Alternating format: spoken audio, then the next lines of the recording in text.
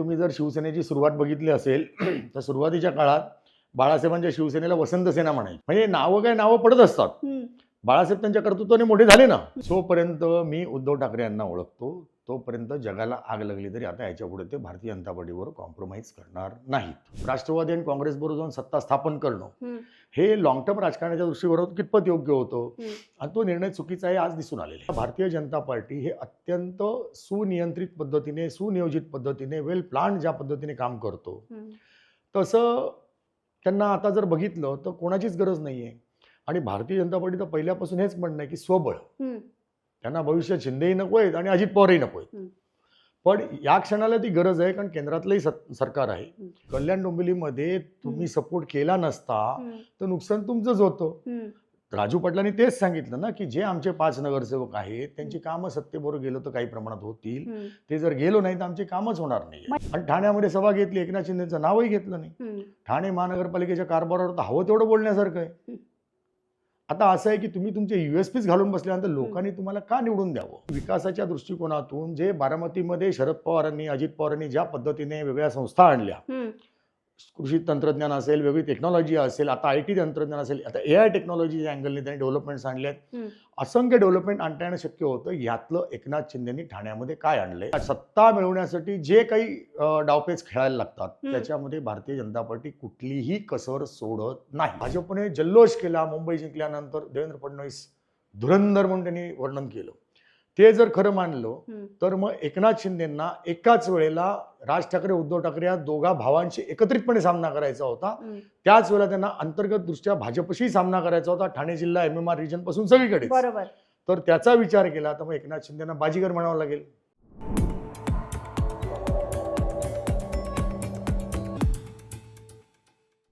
नमस्कार, मी आरती Kulkarni. The politics या YouTube चॅनेलमध्ये तुमचं स्वागत आहे. मुंबई महापालिकेसह बाकीच्याही महापालिकांच्या निवडणुका झाल्या. आता महापौर कोण याच्यावरून बरंच राजकारण रंगलेलं आहे आणि त्यातही एकनाथ शिंदे आणि भाजप यांच्यामधलं राजकारण हा सध्या चर्चेचा विषय आहे. त्याबरोबरच राज ठाकरे आणि उद्धव ठाकरे यांनी बाळासाहेब ठाकरेंच्या जन्मशताब्दी निमित्तानं जी भाषणं केली त्यावरून सुद्धा बरेच राजकीय अर्थ काढले जात आहेत. या सगळ्याबद्दल बोलण्यासाठी आपल्या सोबत आहेत ज्येष्ठ पत्रकार आणि राजकीय विश्लेषक संदीप आचार्य. नमस्कार सर, खूप खूप स्वागत आहे तुमचं. पहिल्यांदाच आम्ही राजकीय घडामोडींबद्दल तुमच्याशी बोलतो आहोत. सर, आपण बघितलं तर मुंबईच्या निवडणुकांच्या आधी बऱ्याच चर्चा सुरू होत्या, पण त्यापेक्षाही जास्त चर्चा आता निकालानंतर आपल्याला पाहायला मिळत आहेत. आणि खास करून एकनाथ शिंदे आणि भाजप यांच्यामध्ये जे राजकारण रंगलेलं आहे त्याबद्दल काय सांगाल? तुम्ही हा जो प्रश्न विचारला तर मला अचानक आता एक म्हणजे मी बाळासाहेब ठाकरे, राज ठाकरे आणि उद्धव ठाकरेंबरोबर बराच काळ वावरलोय. खूप जवळून त्यांना बघण्याची संधी मिळाली आहे. सो मला अचानक एक व्यंगचित्र सुचलं की देवेंद्र फडणवीस दावोसवरनं येत आहेत, बघा आम्ही केवढी गुंतवणूक आणली आहे. आणि त्यांना एकनाथ शिंदे उत्तर देत आहेत, बघा मी एवढं इथे केवढं जमवलंय.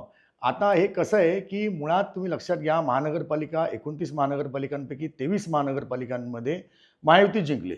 मग जी काही लढत झाली ती महायुतीत झाली. विरोधी पक्ष तसा काही कुठे अस्तित्वात फारसा नाहीये. 1-2 ठिकाणी 3-4 ठिकाणी सोडलं तर कुठे अस्तित्वात नाहीये. आता राहिला प्रश्न तो महापौरपद किंवा महानगरपालिकांमधला छोट्या मोठ्या लेवलचा सत्ता संघर्ष. त्यातही मुंबई, ठाणे, कल्याण डोंबिवली ही थोडी कळीचे प्रश्न आहेत एकनाथ शिंदेसाठी. बाकी महानगरपालिकांमध्ये फार काही वाद होईल असं मला काही कुठे चित्र दिसत नाहीये. आता राहिला प्रश्न याच्यामध्ये मुंबई महानगरपालिका. तुमच्या दृष्टीने जो तुमचा प्रश्न आहे की एकनाथ शिंदे आणि देवेंद्र फडणवीस किंवा भारतीय जनता पार्टी यांच्यातले संबंध कसे राहतील, तर असं आहे की केंद्रामध्ये अबकी बार 400 पार असं जे घोषणा देऊन लोकसभा इलेक्शनला एकदम असे तुटून पडलं होतं भारतीय जनता पार्टी. आणि निकालानंतर 240 वरती आले आणि चंद्रबाबू नायडू आणि नितीश कुमारांचा टेकू घ्यायला लागला. बरोबर. त्यालाच परत एकनाथ शिंदेचाही टेकू लागला. 7 का असेना पण खासदार आहेत. महाआघाडीतला तिसरा घटक पक्ष आहे तो. केंद्रात असल्यानंतर महाराष्ट्रामध्ये सुद्धा विधानसभेच्या निवडणुका ह्या एकनाथ शिंदेच्या नेतृत्वाखाली झाल्या होत्या, जशा बिहारमध्ये नितीश कुमार यांच्या नेतृत्वाखाली झाल्या होत्या. पण बिहारमध्ये नितीश कुमार यांना मुख्यमंत्रीपद दिलं गेलं आणि इथे महाराष्ट्रामध्ये एकनाथ शिंदे यांना उपमुख्यमंत्री पदावरती समाधान मानायला लागलं. अर्थात एकनाथ शिंदेने ते सहज पचवलं कारण पहिल्यांदा महाराष्ट्राची निवडणूक झाली होती, बिहारचं नंतर झालं होतं. पण निवडणूक लढली कोणाच्या नेतृत्वाखाली होती? देवेंद्र फडणवीस सांगत होते की एकनाथ शिंदेच्या नेतृत्वाखाली. लाडकी बहीण कोणी आणली? एकनाथ शिंदेनी आणली. बरोबर. त्याचे बेनिफिट मॅक्झिमम मिळाले कोणाला? भारतीय जनता पार्टीला मिळाले. त्यांच्या मॅक्झिमम जागा निवडून आल्या. या सगळ्या पार्श्वभूमीवरती कितीही नाही म्हटलं, आणि एकनाथ शिंदेचा स्वभाव जर तुम्ही बघितला, ते लगेच अरेला कार्य करत नाहीत आणि ते सायलेंट मुवमेंट करतात. ज्या पद्धतीने भारतीय जनता पार्टी स्मूथली समोरचा मोठ्या पक्षाला हरवण्यासाठी दुसऱ्या छोट्या पक्षाबरोबर युती करते आणि हळूहळू त्याला संपून टाकते. आणि म्हणजे कसं आहे की अरबाच्या तंबूत घुसलेल्या उंटासारखी ती परिस्थिती असते. एकनाथ शिंदे ही भाजपच्या सगळ्या चाली ओळखून त्याच पद्धतीने सिस्टमॅटिकली टप्प्याटप्प्याने ते पुढे जात आहेत. त्यांना जी ताकद दाखवणं शक्य आहे तिकडे ताकद दाखवत आहेत. जसं कल्याण डोंबिवलीमध्ये मनसेचे नगरसेवक त्यांनी घेतले. शिवसेनेचे काही येत आहेत असं म्हणतायत, ते येतील तेव्हा खरं. बरोबर. पण ही जी सगळी भाजपच्या ज्या चाली आहेत त्याच न बोलता सायलेंटली एकनाथ शिंदे करतायत. आणि असं ही गरज दोघांनाही आहे. बरोबर. आता राज्यातली सत्ता महत्वाची आहे. पण सर, तुम्ही जे म्हणालात राज्यातली सत्ता महत्वाची आहे, त्याबरोबरच आणखी सत्ता केंद्र आहेतच. तुम्ही विधानसभा निवडणुकांचा उल्लेख केलात, त्यावेळेस सुद्धा एकनाथ शिंदेंनी अशाच पद्धतीनं दबावाचं, बार्गेनिंगचं राजकारण केलेलं होतं आणि जास्तीत जास्त मंत्रीपद, जास्तीत जास्त सत्ता आपल्या हातामध्ये घेतलेली होती. आता मुंबईमध्ये भाजपला सगळ्यात जास्त जागा आहेत, पण एकनाथ शिंदेंचा युक्तिवादच हा आहे की तुम्ही माझ्यामुळे सत्तेत आलात. त्याबद्दल तुम्हाला काय वाटतं? असा युक्तिवाद एकनाथ शिंदेंनी थेट केलेला नाहीये. ते किंवा त्यांचे लोक अप्रत्यक्षरित्या अशा प्रकारे चित्र तयार करतात. मुंबईमध्ये त्याचाच फायदा मिळून त्यांना जास्तीत जास्त जागा मिळाल्या होत्या. तुम्ही लक्षात घ्या, त्यांना 90 जागा दिल्या होत्या आणि या 90 जागांच्या ठिकाणी 40 ते 45 जागा येतील अशी त्यांची एक अपेक्षा होती. त्या दृष्टीने त्यांनी तयारी केली होती आणि ते जवळजवळ यशस्वी झाले असते. परंतु भारतीय जनता पार्टीच्या खासदारांनी, तामिळनाडू साऊथ मधल्या खासदारांनी जे काही मुंबई महाराष्ट्राची नाही हे स्टेटमेंट गेलो, त्याला राज ठाकरेंनी उत्तर दिलं. कृपाशंकरने मीरा भाईंदर मध्ये उत्तर भारतीय महापौर बसविण्याचं सांगितलं होतं. आशिष शेलारने शिवसेना खान बसवेल असं सांगितलं होतं. नंतर तो बॅकआउट झाला. नंतर पुढे त्यांनी तो ताणला नाही, कारण मुस्लिम मतं जर एक गट्टा वळली तर वगैरे वगैरे असे अनेक मुद्दे असतील. पण त्यांनी लाईनीत चालून बघितल्या होत्या. या सगळ्याचा फटका नाही म्हटलं तर मराठी मतं एकवटण्यात झाला आणि त्याच्यामुळे शिंदेंना फटका बसला. शिंदेच्या जागा कमी झाल्या. आता तुम्ही जर बघितलं असेल तर राज ठाकरे, उद्धव ठाकरेंनी काही मुंबईमध्ये विशेष मेहनत घेतली होती का? महाराष्ट्रात महानगरपालिका निवडणुकीत मेहनत घेतली होती का? त्याचं उत्तर नाही आहे. लोकांनी ठरवलं आम्ही तुम्हाला मतदान करतो, तुम्ही दोन भाऊ एकत्र आलाय, ही शेवटची संधी त्यांच्याकरता आहे.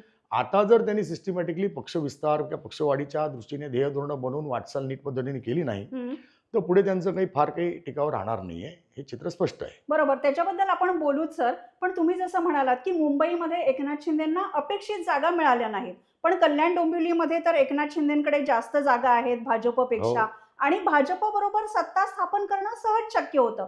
तरी सुद्धा एकनाथ शिंदेंनी भाजपशी टक्कर घेतली आणि मनसेची मदत घेतली. शिवसेनेचे काही नगरसेवक फोडण्याचा प्रयत्न होतोय. याचा परिणाम देवेंद्र फडणवीस आणि एकनाथ शिंदे यांच्या नात्यावर कसा होईल?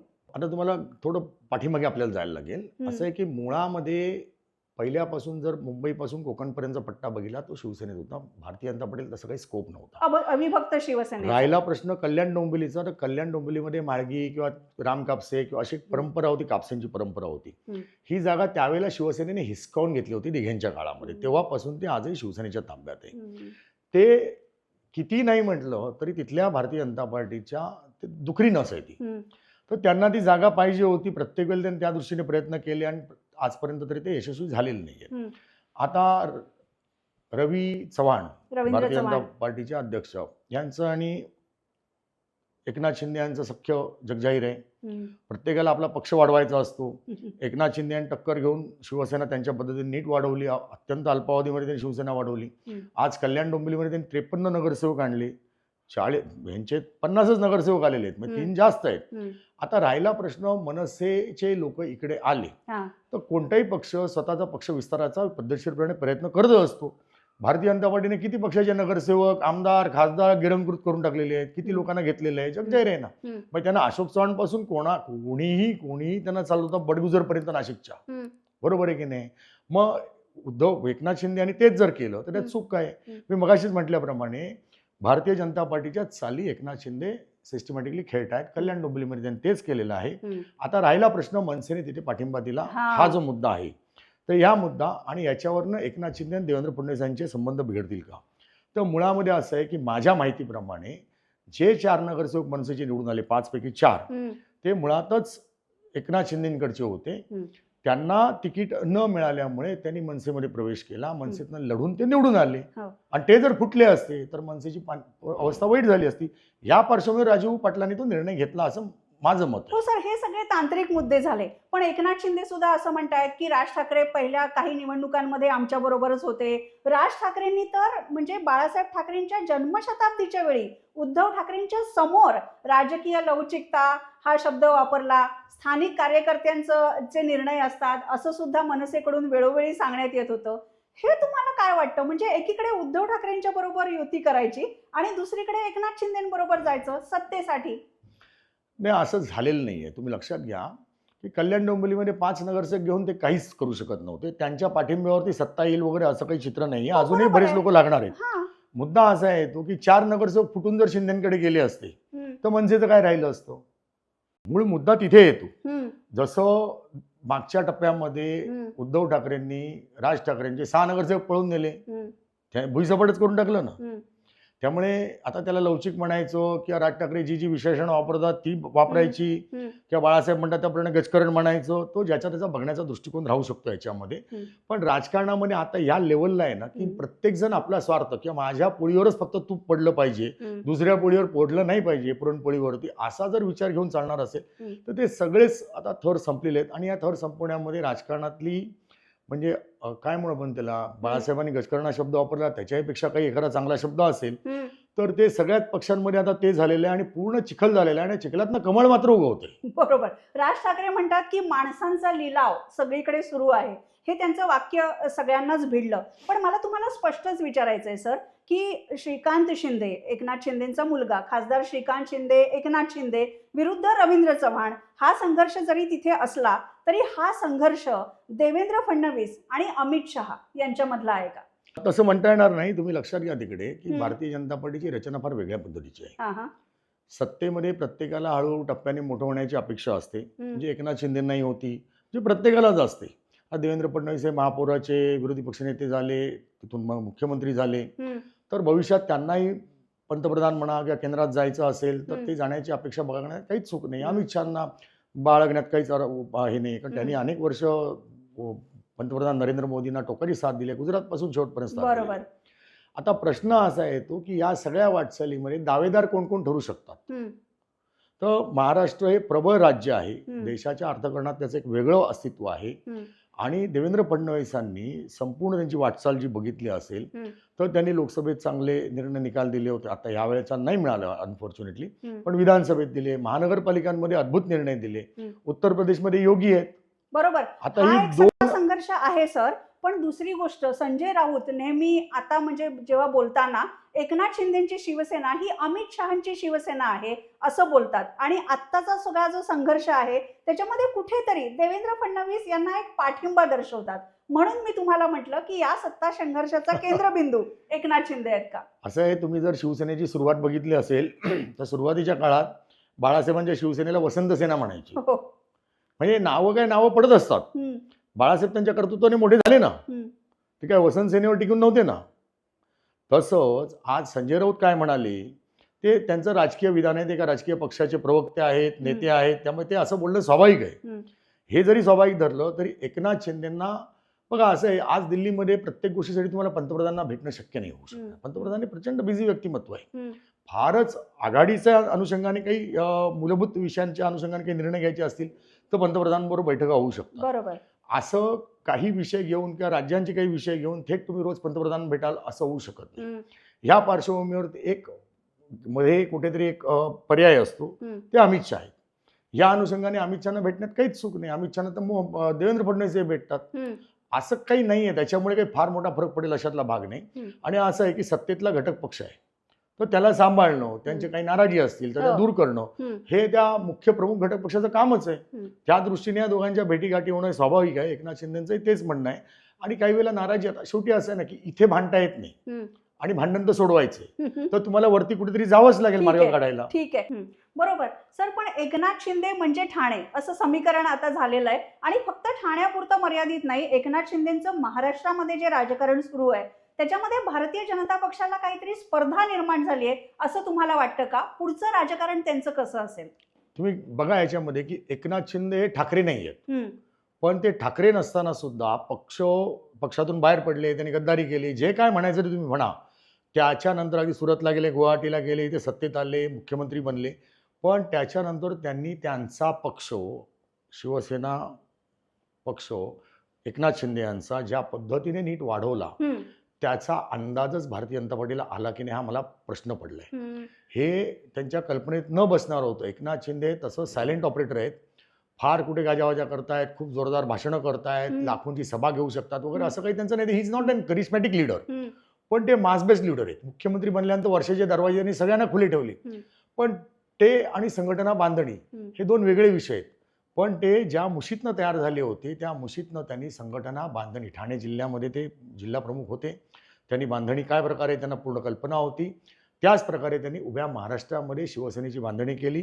सुरुवातीला मलाही असं वाटत होतं की अनेकांना असं वाटत होतं, राजकीय विश्लेषकांना किंवा अनेकांना भारतीय जनता पार्टीच्या नेत्यांना वाटत होतं की उभ्या महाराष्ट्रामध्ये शिंदे पसरू शकत नाही. ठीक आहे, ते आमदार आहेत 40 त्यांचे, पक्ष विस्तार तशा अर्थाने नाही होऊ शकणार, पण त्यांनी तो पक्ष विस्तार करून दाखवला. नगरपालिका निवडणुकीमध्ये ते सिद्ध करून दाखवलं. 600 जवळजवळ 650 नगरपालिका नगराध्यक्ष त्यांनी त्याच्यामध्ये आणले. नगरसेवक तेवढ्या मोठ्या प्रमाणात 67 नगर अध्यक्ष आणले आणि 750 नगरसेवक निवडून आणले. महानगरपालिकांमध्ये सुद्धा 23 महानगरपालिका भारतीय जनता पार्टी जिंकली. आता त्याच्यामध्ये भाजपने जल्लोष केला. मुंबई जिंकल्यानंतर देवेंद्र फडणवीस धुरंधर म्हणून त्यांनी वर्णन केलं. ते जर खरं मानलं तर मग एकनाथ शिंदेंना एकाच वेळेला राज ठाकरे, उद्धव ठाकरे या दोघा भावांशी एकत्रितपणे सामना करायचा होता. त्याच वेळेला त्यांना अंतर्गत दृष्ट्या भाजपशी सामना करायचा होता, ठाणे जिल्हा MMR रिजन पासून सगळीकडे. बरोबर. तर त्याचा विचार केला तर मग एकनाथ शिंदेना बाजीगर म्हणावं लागेल. हे फार इंटरेस्टिंग आहे. एक जर धुरंधर असेल तर दुसरा बाजीगर आहे. पण सर, मग या परिस्थितीमध्ये जे म्हटलं जातं की भाजप एकनाथ शिंदेची ताकद कमी करतंय, त्यांचा एकूण प्रसार आणि प्रचार सुद्धा कमी करतंय, भाजपचा हा उद्देश सफल होईल का? बघा कसं आहे, शेवटी भारतीय जनता पार्टी हा एक अवाढव्य पक्ष आहे, राज्यव्यापी पक्ष, देशव्यापी पक्ष आहे, सगळीकडे चारी बाजूला पसरलाय. त्यांच्याशी टक्कर घेणे आता कोणालाच शक्य नाही आहे. परंतु त्यांच्या बरोबर राहून म्हणजे त्यांना कट टू साईज करणं पण भारतीय जनता पार्टीला अवघड जाईल. अशा प्रकारे ते भाजपच्याच चालीने भाजपबरोबर खेळत आहेत. सो हे किती काळ खेळू शकतील आणि सुप्रीम कोर्टाच्या निकालानंतरची परिस्थिती या सगळ्याचा विचार करायला लागेल. पण अजून 3 वर्षांनी कोणत्याही परिस्थितीमध्ये भाजपला एकनाथ शिंदेची गरज लागू शकते. आज ते 240-270 वरती जे काय आहेत, बरोबर आहे. आता अबकी बार 400 बार ते म्हणण्याची हिंमत पण करू शकणार नाही, कारण डॉलर म्हणजे रुपया जेव्हा 58 वरनं 60 वर गेला तर रुपया नाही गिर रहा है, देश की प्रतिष्ठा गिर रही है. सुषमा स्वराज आणि पंतप्रधान नरेंद्र मोदींनी देशभर सांगितलं. आज डॉलर 92 वर गेलाय. 3 वर्षांनी तो 150 वरती पण जाईल, गॅरंटी नाही, रोज तो वाढतोच आहे. या सगळ्या परिस्थितीमध्ये आगामी काळामध्ये भारतीय जनता पार्टीला महाराष्ट्रामधल्या 48 जागांचा विचार करता एकनाथ शिंदेची गरज 100% लागू शकते. बरोबर. आणि एकनाथ शिंदे जसं म्हणतात CM म्हणजे कॉमन मॅन, तर कॉमन मॅनचे प्रश्न ते जेवढे सोडवतील, सामान्य माणसांचे प्रतिनिधी म्हणून राजकारण करतील, तेवढं त्यांचं राजकारण सुद्धा वाढत जाईल. नक्कीच. असं आहे की बाळासाहेबांचा करिश्मा एक वेगळाच होता. राज ठाकरेंकडे प्रभावी भाषण होतं, लाखोंची गर्दी ते जमा करू शकत होते. भारतीय जनता पार्टीमध्ये देवेंद्र फडणवीस उत्तम वक्ते जरी असले तरी लाखोंची गर्दी खेचणं हे त्यांचं म्हणजे त्यांचा तो आवरा नाही. त्या पद्धतीने तसं त्यांचं नाही आहे तसं म्हटलं तर. पण एकनाथ शिंदेचा USP काय आहे, तो रोज शेकडो लोकांना, हजारो लोकांना ते भेटतात. कोणत्याही माणसाला भेटायला टाळत नाही, जिकडे जातील तिकडे भेटतात. प्रचंड सभा, त्यांची एनर्जी ही आपण अनबिलेबल आहे. बरे झोपतात कधी, उठतात कधी, कळणं पण कठीण आहे. इतक्या लेवलला ते सतत फिरत असतात, बोलत असतात, संपर्कात असतात. तर अशा माणसाला हळूहळू लोक ऍक्सेप्ट करायला सुरुवात करतात. केलंच आहे आणि त्यांनी केलेलंच आहे. आता महानगरपालिकेमध्ये सुद्धा बघा, 23 महानगरपालिकेत कुठे ना कुठे प्रत्येक ठिकाणी त्यांना दोन्ही शिवसेनेपेक्षा म्हणजे मनसे आणि शिवसेनेपेक्षा, दोन्ही ठाकरेंपेक्षा प्रत्येक ठिकाणी जास्ती जागा मिळालेल्या आहेत. मुंबई वगळता मुंबईत सुद्धा राज ठाकरेंपेक्षा खूपच जास्ती जागा आहेत. ठाण्यामध्ये एक आधी सत्ता, एक जेमतेम रडत खडत शिवसेना उद्धव ठाकरेचा नगरसेवक निवडून आला.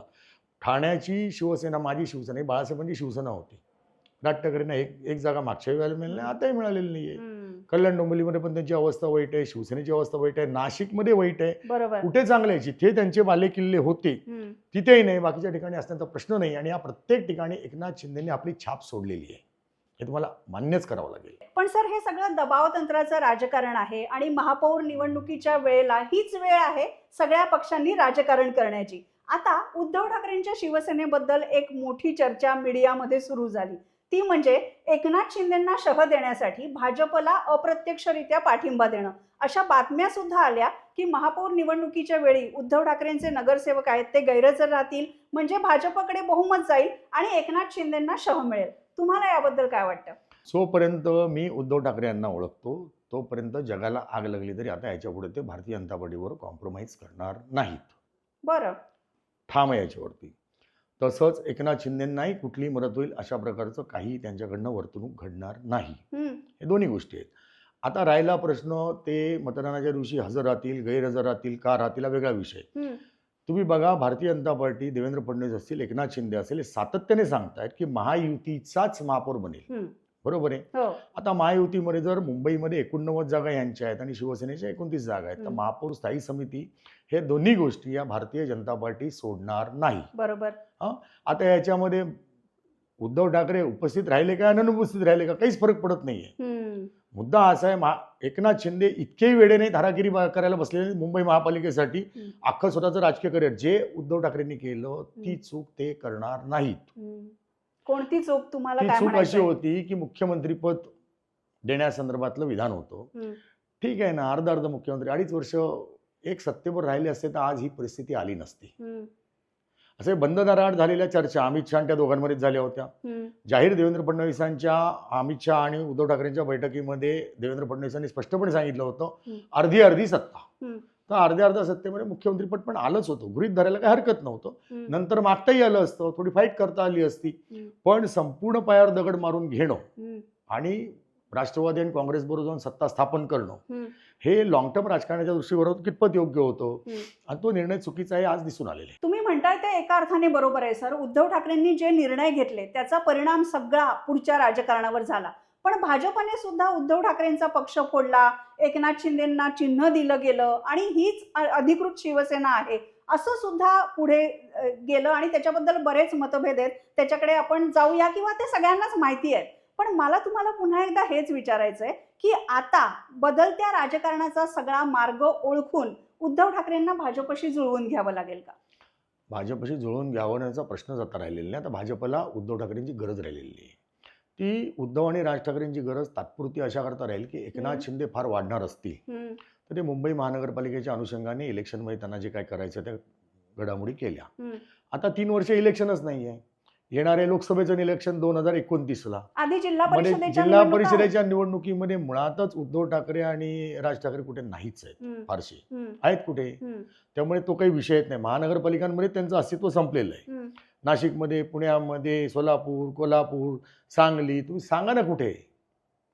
एक परभणी सोडलं आणि परभणीतलं पण जे यश आहे ते स्थानिक नेत्यांच्या जीवावरती आलेलं आहे. काँग्रेसलाही जे 3 ठिकाणी यश आलेलं आहे ते स्थानिक नेतृत्व आहे म्हणून आलेलं आहे. काँग्रेसचं राज्यामध्ये नेतृत्व नावाची गोष्ट शिल्लक नाहीये, ना मुंबईत आहे ना महाराष्ट्रात आहे.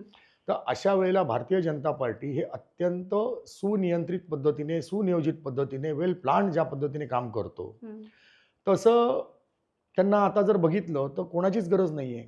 आणि भारतीय जनता पार्टीचं पहिल्यापासून हेच म्हणणं आहे की स्वबळ. त्यांना भविष्यात शिंदेही नको आहेत आणि अजित पवारही नको आहेत. पण या क्षणाला ती गरज आहे कारण केंद्रातलंही सरकार आहे.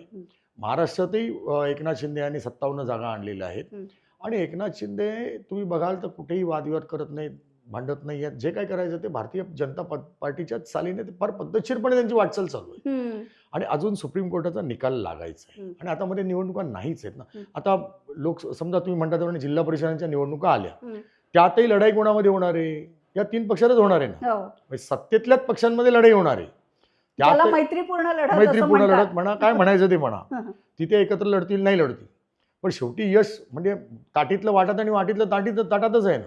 पण तुम्ही म्हणताय ते वास्तव मला कळतंय सर की भाजपला उद्धव ठाकरेंच्या शिवसेनेची किती गरज आहे, राज ठाकरेंच्या मनसेची किती गरज आहे याच्यावर बरंचसं अवलंबून राहील. पण मुंबईचं राजकारण, महाराष्ट्राचं राजकारण म्हटलं की उद्धव ठाकरेंच्या राजकारणाकडे लक्ष जाणार, राज ठाकरे काय बोलतात याकडे सुद्धा लक्ष जाणार. त्यामुळेच ते जे म्हणतायत राजकीय लवचिकता किंवा उद्धव ठाकरे जे म्हणतायत की आपण नव्याने सुरुवात करू, याचा अर्थ तुमच्या दृष्टीने काय? पूर्वी एकदा मला आठवतं त्याप्रमाणे उद्धव ठाकरेंनी सामनामधनं राज ठाकरे यांना टाळी मागितली होती आणि त्याच्यावर राज ठाकरे यांनी टोकाची टीका केली होती की टाळी अशी पेपरमधनं मागता येत नाही किंवा असा डोळा मारला म्हणून काही कोणी लगेच येत नाही वगैरे वगैरे असे खूप त्यांनी त्यावेळेला टीका केली होती.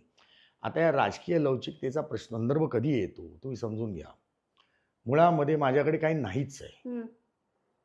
तुम्हाला तर लवचिक बिवचिक होण्याचा प्रश्नच नाही आहे ना. तुम्ही पूर्ण वाकलेलेच आहात. पण ते कल्याण डोंबिवलीमध्ये झाले लवचिक. काय लवचिक आहे त्याच्यामध्ये? कल्याण डोंबिवलीमध्ये तुम्ही सपोर्ट केला नसता तर नुकसान तुमचंच होतं. राजू पाटलांनी तेच सांगितलं ना की जे आमचे 5 नगरसेवक आहेत त्यांची कामं सत्तेबरोबर गेलो तर काही प्रमाणात होतील, ते जर गेलो नाही तर आमचे कामच होणार नाही. म्हणजेच सत्तेसाठी लवचिक. हा ठीक आहे ना, तुम्ही त्याला तसं म्हणू शकता. आता राज ठाकरे म्हणतील हो ठीक आहे ही लवचिकता आहे, पर्याय नाही आम्हाला, शेवटी पक्ष वाढण्यासाठी काही प्रमाणामध्ये थोडंसं ऍडजस्ट व्हावं लागतं.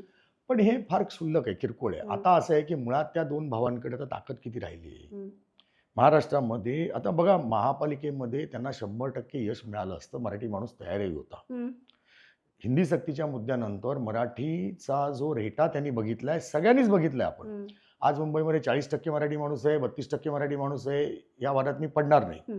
प्रश्न 40% जरी धरला किंवा 32% जरी धरला तरी तुम्ही जर बघितलं तर बाळासाहेब ठाकरे यांना सुद्धा एक हाती सत्ता 85 वगैरे कधी मिळाली नव्हती आणि त्यावेळेला सुद्धा 32%च फक्त मतदान झालं होतं आणि 74 जागा मिळाल्या होत्या. आता परिस्थिती खूप बदलली आहे. पण आज असं होतं की या हिंदी सक्तीच्या मुद्द्यानंतर मराठी माणूस एकवटला होता.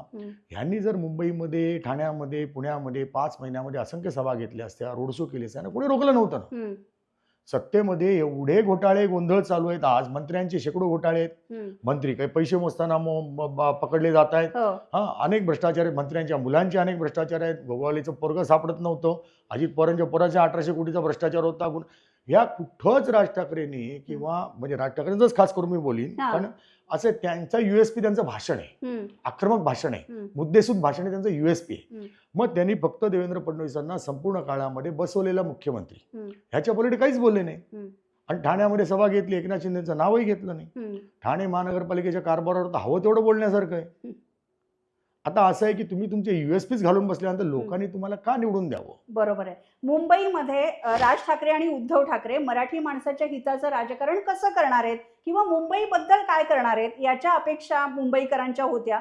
तसंच सर तुम्ही आता ठाणे महापालिकेच्या कारभाराचा उल्लेख केलात. ठाण्याची शिवसेना शिवसेनेचे ठाणे असं म्हटलं जातं आणि आता ती शिवसेना एकनाथ शिंदेकडे आलेली आहे. एकनाथ शिंदेंनी ठाण्याच्या विकासासाठी काय केलं? आता जर बघितलं तर 25 वर्ष ठाणे महानगरपालिकेमध्ये शिवसेनेची सत्ता आहे आणि सत्तेवर अंकुश एकनाथ शिंदे यांचाच आहे. ठाणे जिल्हा प्रमुख म्हणूनही त्यांचा अंकुश होता, आमदार म्हणून होता, विरोधी पक्षनेते असताना होता. मागचे 7 वर्ष ते पालकमंत्री आहेत. बरोबर आहे. काय विकास झालाय तुम्हीच सांगा. काय रस्त्यांची अवस्था आहे? पण ते म्हणतात सर इन्फ्रास्ट्रक्चर झालं, रस्ते झाले, पूल झाले. एक म्हणजे रस्ते झाले आणि पूल झाले, त्या पुलांची रस्त्याची अवस्था काय? त्या पुलांवरती मास्टिक टाकून टाकून किती ऍक्सिडेंट होत आहेत. म्हणजे पुलावर सुद्धा खड्डे पडतात. काय दर्जाचे बनवलेत. आपण हीच मंडळी जेव्हा परदेशात जातात, परदेशात कशी छान रोड आहेत, छान मेट्रो आहेत, छान हे आहे, छान ते वर्णन करतात. माझा साधा प्रश्न आहे, 7 वर्ष पालकमंत्री आज घोडबंदरचा रोड का झाला नाही? आज घोडबंदरचा एवढा विकास झाला, शेकडो इमारती तिथे उभ्या राहिल्या, तिथल्या लोकांना पाण्यासाठी का तहानलेलं राहावं लागतं? टँकर माफिया का चालतात? का एकनाथ शिंदे थांबू शकले नाहीत? ते सर्व सत्ता ठाण्याची एक हाती एकनाथ शिंदेच्या हातात आहे. का पाण्याचा प्रश्न तिकडे भेडसावतो? आज ठाण्यामध्ये कचऱ्याची समस्या आहे, डम्पिंग ग्राउंडचे प्रश्न आहेत, हेल्थचे तर 12 वाजलेले आहेत. बरोबर आहे. म्हणजे आपला बाळासाहेब ठाकरे आपला दवाखाना ही एकनाथ शिंदेची संकल्पना उभ्या महाराष्ट्रात उत्तम चालली आहे. काय ठाण्यात त्याची परिस्थिती आहे? सामान्य माणसाला परवडेल असं एकतरी हॉस्पिटल आहे का? आता असं आहे ना की ठाणे सिव्हिल हॉस्पिटल जे बनतंय तेही आज कधीपासून बनतच आहे, नाही तेही टाइम बाउंड बनत नाहीये तुमचं. कळवा मेडिकल कॉलेज बनवले, काय त्याची दुरावस्था आहे, काय परिस्थिती आहे तिकडे? वारंवार त्याच्यावर टीका होता, तिथल्या मृत्यूंवरती टीका होत आहे. असं आहे की विकासाच्या दृष्टिकोनातून जे बारामतीमध्ये शरद पवारांनी, अजित पवारांनी ज्या पद्धतीने वेगळ्या संस्था आणल्या, कृषी तंत्रज्ञान असेल, वेगळी टेक्नॉलॉजी असेल, आता IT तंत्रज्ञान असेल, आता AI टेक्नॉलॉजीच्या अँगलने त्यांनी डेव्हलपमेंट्स आणले आहेत. असंख्य डेव्हलपमेंट आणता येणं शक्य होतं. यातलं एकनाथ शिंदेनी ठाण्यामध्ये काय आणलंय हा साधा प्रश्न आहे, त्याचं उत्तर त्यांनीच द्यावं. बरोबर. आपण एकनाथ शिंदेच्या राजकारणाबद्दल बोलतोय म्हणून ठाण्याबद्दल बोललो. पण सर, मुख्यमंत्री देवेंद्र फडणवीस सारखं सांगत असतात की मुंबईमध्ये मेट्रो आम्ही आणली, आम्ही फक्त मुंबईचा विचार करत नाहीये, पूर्ण MMR रिजनचा विचार करतोय. म्हणजे त्याच्यात ठाणे आलं, नवी मुंबई आलं, अगदी पलीकडे वसई, विरार, पनवेल पर्यंतचा सगळा पट्टा आला. तुम्हाला काय वाटतं, भाजप खरंच मुंबई आणि सगळ्या या आसपासच्या महानगरांचा विकास करताय का? तुम्ही लक्षात घ्या, राजकारण हा भाग आपण बाजूला ठेवू, पण देवेंद्र फडणवीस या माणसाकडे जर तुम्ही बघितलं तर तुम्ही नगरपालिका निवडणुकींमध्ये पण त्यांनी संपूर्ण विकासाचा मुद्दा मांडला होता. महानगरपालिकेमध्ये मुंबई आणि पुण्याचा अपवाद वगळला तर काही राजकीय टीकाटिप्पण्या केल्या तरी सुद्धा विकासाच त्यांचा केंद्रीभूत मुद्दा राहिला आहे. आणि मी जे दुसऱ्या टर्मला जेव्हा ते आमदार झाले तेव्हापासून देवेंद्रजींचा जो प्रवास बघतोय, त्या माणसाकडे विकासाच्या अनेक कल्पना आहेत, अनेक मॉडेल्स आहेत आणि या सगळ्या शहरांच्या गरजा असतील, उद्योगांचं महत्त्व असेल, हे सगळ्याची जाण त्या माणसाला आहे. त्या दृष्टीने शिस्तबद्ध प्रयत्न करणं हे त्यांचं कायम त्याच्याकरता ते आग्रही राहिलेले आहेत. वेल प्लॅन्ड काम व्हावं ही त्यांची कायम इच्छा राहिलेली आहे. त्यासाठी त्यांनी मंत्रालयामध्ये वॉर रूम सुद्धा चालू केलं होतं. वॉर रूम 2 टप्प्यावर केलं होतं. पर्यावरणाच्या दृष्टीने केलं होतं आणि जे पायाभूत प्रकल्प आहे त्याच्या दृष्टीने केलं होतं. आणि आता माझी माहिती आहे की हेल्थच्या अँगलने पण ते वॉर रूम एक स्वतंत्र रूप पाहत आहे.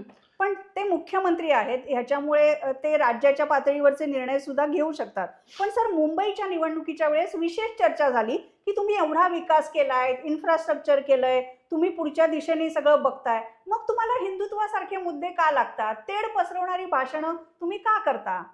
कसं आहे, राजकारणामध्ये तुम्हाला वेगळ्या फक्त विकासाचा मुद्दा घेऊन चालता येत नाही. तुम्हाला अनेक युक्त्या प्रयुक्त्या कराव्या लागतात. ठीक आहे. जर समोरचा पक्ष मराठीचा मुद्दा काढणार असेल, हिंदूचा मुद्दा काढणार असेल किंवा वेगळ्या घटकांना एकत्र आणण्याचा, तो एक आता भावनिक मुद्दा झाला सर, पण हिंदू मुस्लिम हा डायरेक्ट तेढ पसरवणारा नाही मुद्दा नाही, आहे. हिंदुत्व हा भारतीय जनता पार्टीने 90च्या दशकातच आपला अजेंडा बनवला होता ना. रथयात्रा काढून जे काही तेव्हापासून भारतीय जनता पार्टी होती कुठे तेव्हा? 2 खासदार होते. रथयात्रेनंतर, अडवाणींच्या रथयात्रेनंतर भारतीय जनता पार्टीला एक उभार आली. बाळासाहेब ठाकरेंनी स्पष्ट भूमिका केली होती हिंदुत्व, बरोबर आहे. आणि त्याच्या विरोधात केसेस झाल्या, त्यांना मतदानाचा हक्क त्यांच्याकडनं काढून घेतला गेला, त्यांचा उमेदवार अपात्र घोषित केला गेला. या सगळ्यानंतर देशभरामध्ये एक हिंदुत्वाची लाट आली. तर काँग्रेसचं जे राजकारण होतं हे मुस्लिम केंद्रित होतं, बहुजन समाज केंद्रित होतं. त्याच्यामध्ये हिंदू हा शब्द म्हणजे आता बघा, जगभरामध्ये ख्रिश्चन राष्ट्र आहेत, मुस्लिम राष्ट्र आहेत, सगळीकडे आहेत. भारत आणि नेपाळ एकच हिंदू राष्ट्र होतं जे त्यांनी पुढे बदललं. भारतात हिंदू संख्या जास्त आहे, तर हिंदुत्वाचा मुद्दा मांडायचा की नाही मांडायचा, तर भारतीय जनता पार्टीच्या असं लक्षात आलं की इलेक्शनच्या दृष्टिकोनातून हा मुद्दा महत्वाचा आहे. पण मुंबईचा महापौर खान होईल, उद्धव ठाकरेंना मुस्लिमांची मतं मिळतात, असं सतत प्रोपोगंडा भारतीय जनता पक्ष करत असतो. ह्याच्याने कसा शहराचा विकास होणार सर? नाही, विकास हा मुद्दा वेगळा आहे. सत्ता मिळवण्यासाठी जे काही डावपेच खेळायला लागतात त्याच्यामध्ये भारतीय जनता पार्टी कुठलीही कसर सोडत नाही. मग कुठल्याही थराला गेलं कोणत्याही थराला जातात. म्हणून ते सांगितलं ना त्यांनी, भारतीय जनता पार्टीकडे ओरिजिनल भाजपचे किती आहेत आणि भ्रष्ट घेतलेले नेते ज्यांच्यावरती भ्रष्टाचाराचे मॅक्झिमम आरोप, ज्यांच्यावर ED CBI लावण्याचे पाठपुरावा या सगळ्या ज्या भारतीय जनता पार्टीच्या ज्या नेत्यांनी केला त्यांनाच भारतीय जनता पार्टीत घेतलं, पावन केलं, मंत्री केलं, बरंच काही काही केलेलं, आमदार केलं, खासदार केलं. त्यामुळे भारतीय जनता पार्टीने कुठलाही विधिनिषेध ठेवलेला नाहीये. देवेंद्र फडणवीस यांनी शेवटी असं सांगितलं होतं की आमचा दरवाजा सगळ्यांसाठी खुला आहे. म्हणजे त्यांनी आता तो मी बाजारच मांडलेला आहे, या ज्याला यायचं त्यांनी सत्तेचा बाजार. पण त्याचा दुसरा भाग देवेंद्र फडणवीसांचा असा आहे की त्यांना विकास पण करायचा आहे. असे नागपुरात त्यांनी विकास केला की नाही, तर नागपुरात अनेक IIM आणले, अनेक गोष्टी आणल्या, MIT अनेक गोष्टी आणल्यात ना. पुण्यामध्येही मेट्रो, पुण्यात त्यांनी मेट्रो केली. आता तसं ठाण्यामध्ये माझं असं म्हणणं होतं की एखादा IIM म्हणा किंवा एखादी चांगली गोष्ट, अशा कितीतरी गोष्टी एकनाथ शिंदेना आणणं शक्य होतं. ते नगरविकास मंत्री होते, त्यांच्याकडे पैशाचा फंडचा काही प्रॉब्लेम नव्हता, दृष्टिकोन होता. त्या दृष्टीने ठाणे जिल्ह्याचं किंवा MMR रिजनचा विकास करायला त्यांनाही कोणी अडलं नव्हतं. 7 वर्ष ते ठाण्याचे पालकमंत्रीच होते ना. बरोबर. सर, आता महापालिका निवडणुकांच्या वेळेस मतदार हेच विचारत होते की एकतर मत कोणत्या पक्षाला द्यायचं, तुम्ही कुणाबरोबरही निवडणुका लढवता, त्याच्यानंतर कुठेही जाता. आधी शहरी मतदार उदासीन असतो, त्याच्यामध्ये मतदान सुद्धा कमी झालं.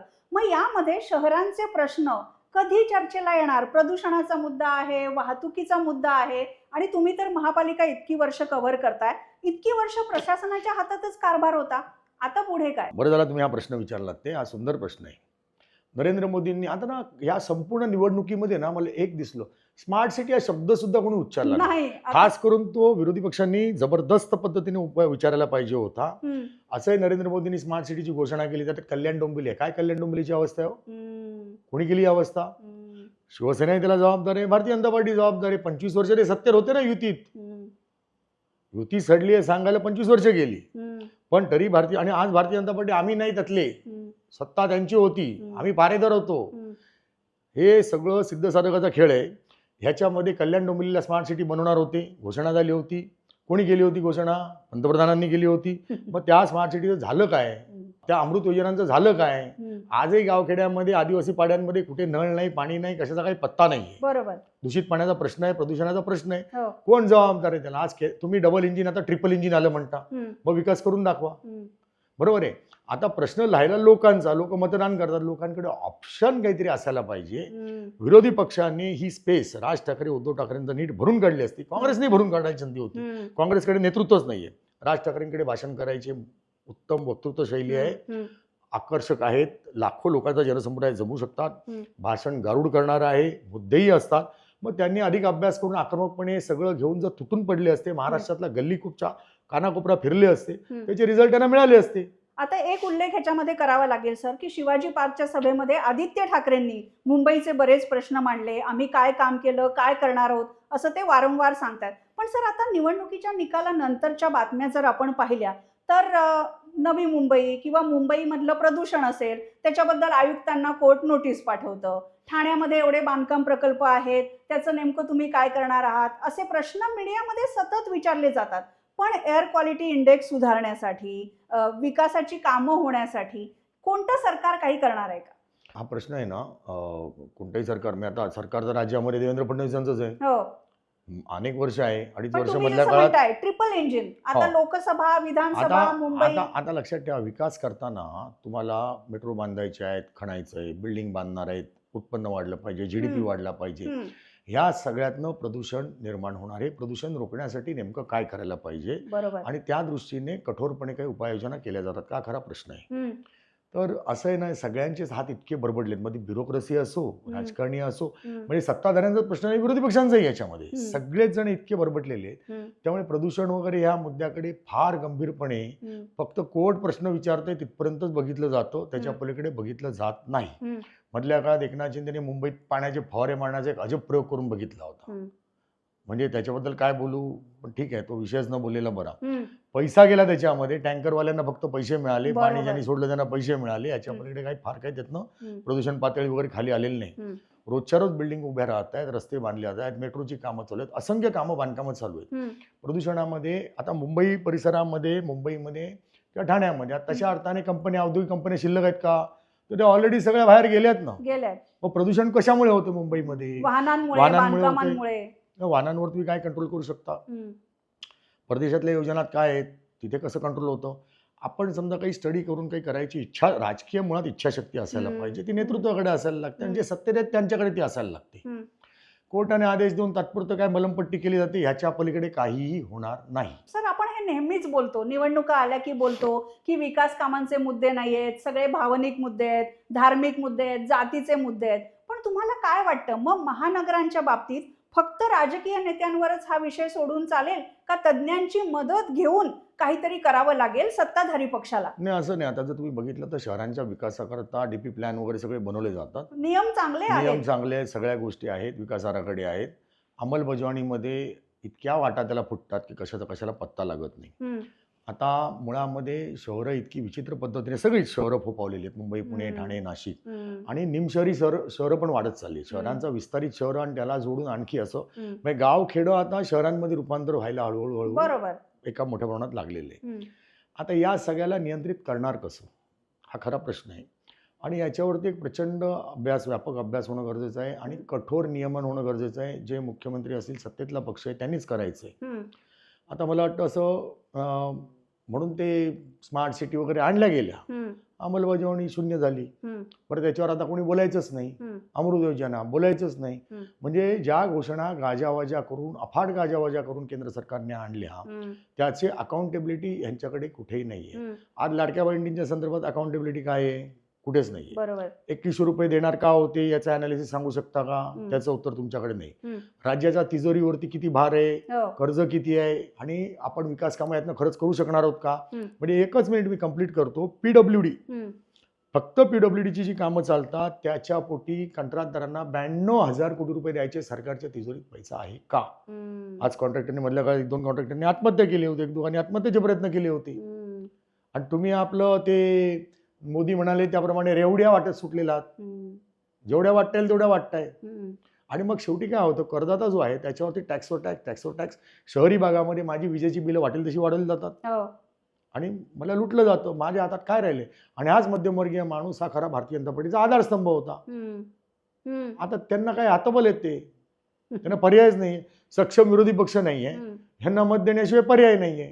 हा प्रॉब्लेम आहे. सर, तुम्ही म्हणताय की कॉन्ट्रॅक्टरना द्यायला बिलाचे पैसे नाहीत किंवा कसं तिजोरीवर भार पडतोय आणि दुसरीकडे शहरांच्या निवडणुकीमध्ये मतदारांना वाटायला हजारो पैसे सगळ्याच पक्षांकडे आहेत. एकाच पक्षाला असं म्हणायला नको आपण.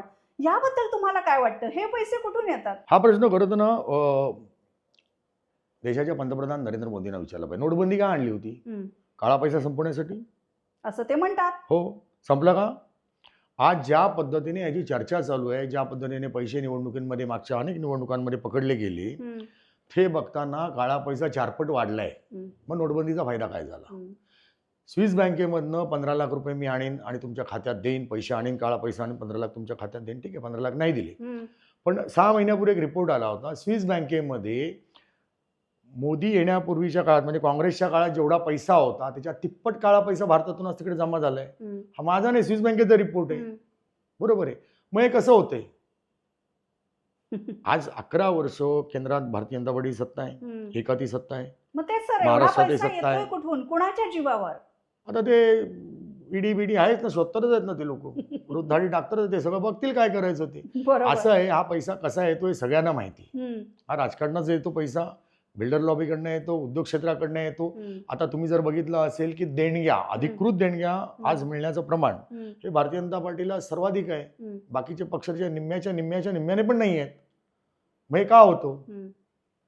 बरोबर, अनेक गोष्टी आहेत. बरं, राज ठाकरेंमधल्या काळात अदानींचं बरंच काही सभेमध्ये सगळं मांडणी केली होती. तर मग शेवटी असं आहे ना, पैसा येतो कुठून? तो उद्योग जगताकडनं येऊ शकतो, बिल्डर लॉबीकडनं. पैसा काय तुम्ही आम्ही नाही ना देणार यांना एवढा, पण तो आपल्याच खिशातला पैसा आहे शेवटी. तो नंतरचा वाद झाला. पण आता एवढ्या मोठ्या प्रमाणात जो काही पैसा वाटला गेला हे काही बोललं जाते किंवा तुम्ही लाडक्या बहिणीच्या नावावर तिजोरे रिकामे करता का, कशा करता? आज अशी परिस्थिती आहे बघा, तुम्हाला सांगतो. 5 किलो मोफत धान्य आणि लाडकी बहीण.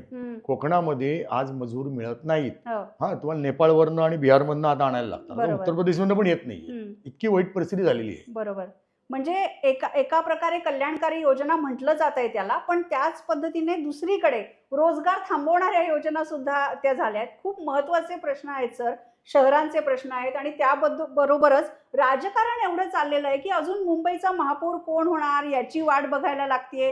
त्याच्यानंतर समित्या गठीत होतील आणि मग कुठेतरी कामाला सुरुवात होईल असं आपण आशा करूया. मुंबईचा प्रश्न आहे, तसाच कल्याण डोंबिवलीचा आहे, नवी मुंबईचा आहे. एवढंच नाही तर आता पालघर, डहाणू, जसं सर म्हणाले, शहरांच्या पलीकडे मोठी शहरं विस्तारतायत आणि त्याचं नेमकं नियोजन कसं करायचं याचा विचार सत्ताधारी पक्षाला तरी करावाच लागणार आहे. महापालिकांच्या निवडणुकांच्या निमित्तानं हे जे सगळे मुद्दे आले त्याबद्दल तुम्हाला काय वाटतं? नवीन जे कोणी महापालिकेमध्ये यंत्रणा येतील त्या शहरांमध्ये त्यांच्याकडून तुमच्या काय अपेक्षा आहेत हे कमेंट्समध्ये नक्की लिहा आणि द पॉलिटिक्स हे चॅनेल लाईक करा, शेअर करा, सबस्क्राईब सुद्धा करा.